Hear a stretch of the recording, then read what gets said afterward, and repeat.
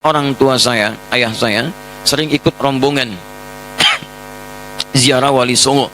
Saya takut ayah saya terjebak dalam syirik. Kalau dilarang, ayah tidak mau. Bagaimana saya harus berdakwah kepada ayah saya?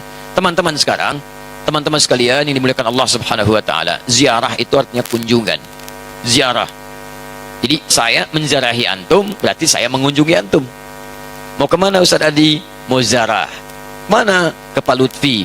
Pak Lutfi di mana? Di Lampung. Kan Pak Lutfi masih hidup. Ziarah itu bukan mengunjungi orang yang wafat saja. Ziarah itu bisa diartikan mengunjungi orang yang masih hidup. Bisa. Jadi ziarah artinya kunjungan. Kunjungan. Baik ya? Nah sekarang, bolehkah kita mengunjungi orang yang sudah wafat? Boleh. Apa yang dikunjunginya? Kuburnya. Makanya ada istilah ziarah kubur. Mengunjungi orang yang wafat dalam kuburnya.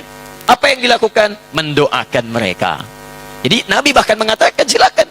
Lihat-lihat. Kuntu nahaitukum an ziyaratil kuburi fal'ana fazuruha. Itu dalilnya. Dulu saya pernah larang Anda untuk ziarah kubur. Dulu itu saat iman lemah. Ada kebiasaan di jahiliyah, kalau ada orang meninggal, itu mereka meratap-ratap.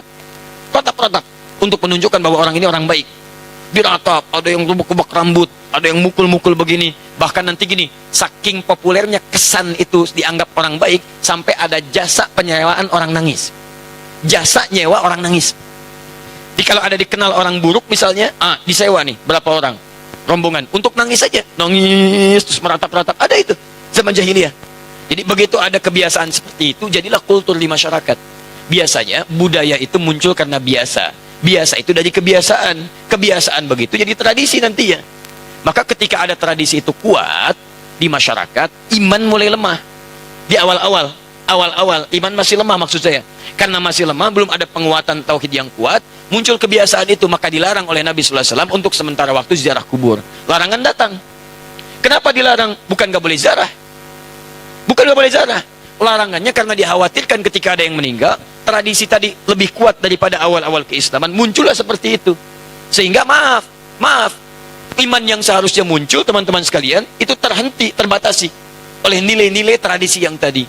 Maka setelah imannya kuat, paham bisa membedakan, mana doa, mana diskusi, mana ceramah, mana ngobrol, ya kan? Mana kemudian teman-teman sekalian bisa mendoakan dengan baik, mana yang bisa meningkatkan iman, mana yang bisa mengurangi iman. Dari situlah kemudian, ini yang paling menarik, muncullah sabda Nabi, kuntu nahaitukum an ziyaratil kuburi. Dulu saya larang kalian ziarah kubur karena dikhawatirkan kalian meratap, minta-minta pada yang tidak baik. Fal'ana fazuruha. Sekarang ziarahi. Di ziarah kubur itu hukumnya boleh. Sekarang antum katakan, saya ingin ziarah Wali Songo. Boleh. Apa yang dilakukan saat ziarah itu? Turunkan lagi hadis-hadis nabinya. Doakan mereka. Apa doanya? Salam dulu. Assalamualaikum ya ahlad diyar. Minal mu'minina wal mu'minat. Wal muslimina wal muslimat. Wa nahnu insya'allahu bikumul lahiqun. Ziarah. Bahkan antum kepada Nabi, ke Madinah, ziarah. Begitu setelah selesai salat Raudhah, antum lewat Babu Salam, lewat itu kan ziarah. Assalamualaikum ya Rasulullah. Assalamualaikum ya Abu Bakrin. Assalamualaikum ya Umar radhiyallahu taala anhuma. Antum ke Baqi ziarah. Assalamualaikum ya ashaban Nabi sallallahu alaihi wasallam. Assalamualaikum ya ahlad diyar. Minal mu'minina wal mu'minat wal muslimina wal muslimat wa nahnu insyaallahu bikumul lahiqun. Datang ke Wali Songo, ziarah. Apa darahnya? Sampaikan salam. Salamnya yang tadi. Setelah itu apa? Itu sunnah Nabi, berdoa. Allahumma ighfir lahum warhamhum wa afihim wa'fu anhum wa akrim nuzulahum wa wasi' madkhalahum wa naqqihim minal khataaya kama yunaqqa thawbul abyadu minad danas. Doakan mereka. Ya Allah, alirkan pahala pada mereka. Ya Allah, berikan kemuliaan pada mereka yang telah membawa risalah dakwah ke Nusantara. Ya Allah, muliakan keluarganya. Ya Allah, berikan kekuatan ya Allah kepada keluarganya dalam keadaan yang terbaik. Selesai, itulah ziarah kubur. Lalu sampaikan, ya Allah, kami pun sadar kami kapan pun akan diwafatkan. Maka wafatkan kami ya Allah seperti Engkau wafatkan mereka dalam keadaan yang terbaik. Sudah. Makanya kata Nabi, cara terbaik meningkatkan iman, mengunjungi, berziarah atau ingat pada kematian. Sering lewat alam kubur mengingatkan kita mendekatkan diri pada Allah Subhanahu wa Ta'ala. Yang tidak boleh, minta-minta di kuburan. Pegang nisan, kan? Pak, tolong, Pak, cucu saya mau lahiran, tolong. Makanya saya datang ke sini. Antum ngapain datang ke situ? Yang di situ saja nggak bisa keluar. Antum itu kayak yang di situ. Itu yang tidak tepat.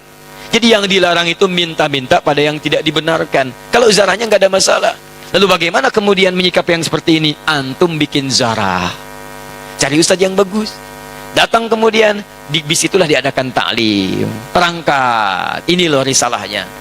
Saya pernah itu ya, tur jejak Islam di Nusantara, bukan Islam Nusantara, jejak Islam di Nusantara. Beda antara Islam Nusantara dengan jejak Islam di Nusantara. Kami susuri Pak sampai ke Aceh Pak, Aceh, dari Aceh kami kunjungi makam Syekh Abdul Rauf As-Singkili. Datang, itu saya terangkan taklim dulu. Syekh Abdul Rauf itu masuknya ke Aceh seperti ini, kemudian menyampaikan begini, risalah Islamnya begini. Setelah itu kita datang, mana buktinya beliau ada, kita kunjungi sampai ke tempat makamnya, dari hanya kuburannya. Masuk ke situ kita berdoa, saya pimpin doanya. Begini cara berdoanya, sampaikan begini, begini. Sudah, ayo kita pulang.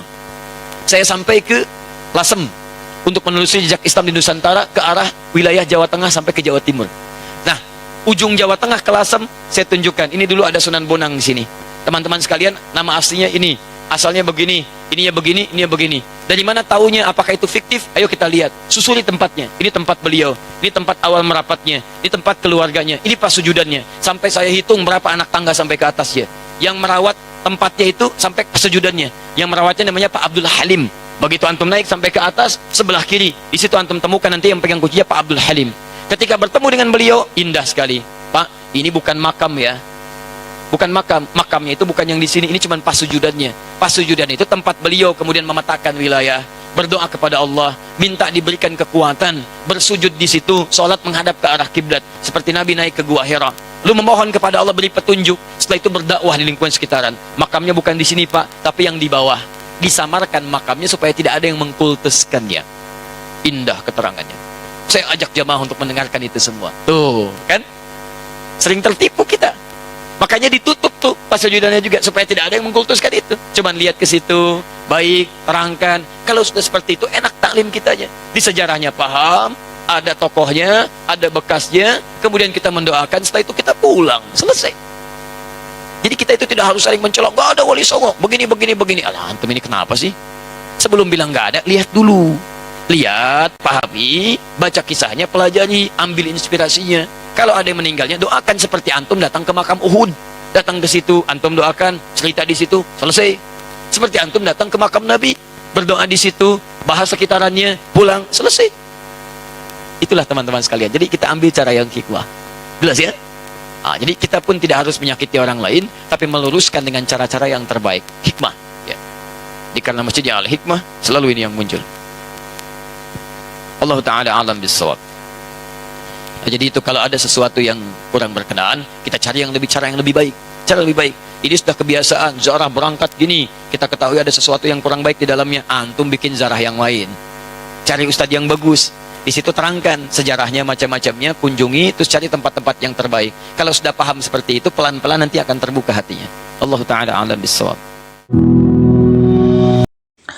Allahumma sholli ala sayyidina Muhammad wa ala ali sayyidina Muhammad. Semoga kita semua mendapatkan manfaat dari apa yang beliau sampaikan. Wassalamualaikum warahmatullahi taala wabarakatuh.